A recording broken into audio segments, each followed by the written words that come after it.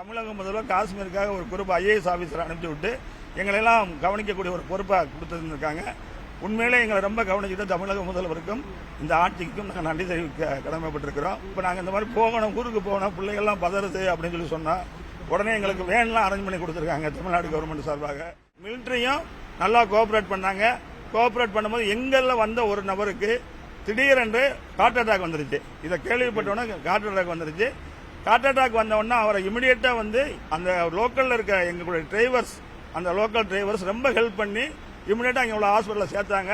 உண்மையிலே government, Tamil Nadu government, central government சேர்ந்து அவருக்கு வந்து உடனடியாக ஆக்ஷன் எடுத்து அவருக்கு வந்து இது பண்ணிட்டாங்க, ஸ்டெண்ட் வச்சுட்டாங்க.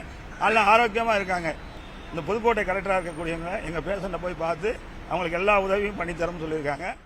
போர் நடக்கும்போது ரன்வேன்னு வச்சிருப்பாங்கல்ல மிலிட்டரிக்காக, அந்த வழியில வந்து எங்களை வேனெல்லாம் அனுப்பி விட்டாங்க. அதெல்லாம் நிஜமாவே பாராட்டணும். மயிரிழையில் உயிர் தப்பிச்சு வந்திருக்கிறோம். அதாவது இங்க இருந்து இருக்கும்போது புல்வாமா இதெல்லாம் பிரச்சனை நடக்குது அப்படி இப்படின்னு டிவியில பார்த்து பதட்டம் அடைஞ்சோம்.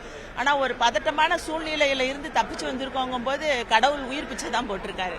100 ஆம்புலன்ஸ், கிட்டத்தட்ட ஒரு 500 மிலிட்டரி மேன், எங்களுக்கெல்லாம் உயிர் கையில பிடிச்சிருக்கா சார் வந்தோம். ஜஸ்ட் ஃபயரிங் ஒரு 2 செகண்ட் நாங்க போயிருந்தா நாங்க தான் கலையா உள்ள போய் பார்த்தா ரத்தக்கார சகதி பிள்ளைகள் ரொம்ப கொடூரமான ஒரு சம்பவம். இது இந்த மாதிரி சம்பவங்கள்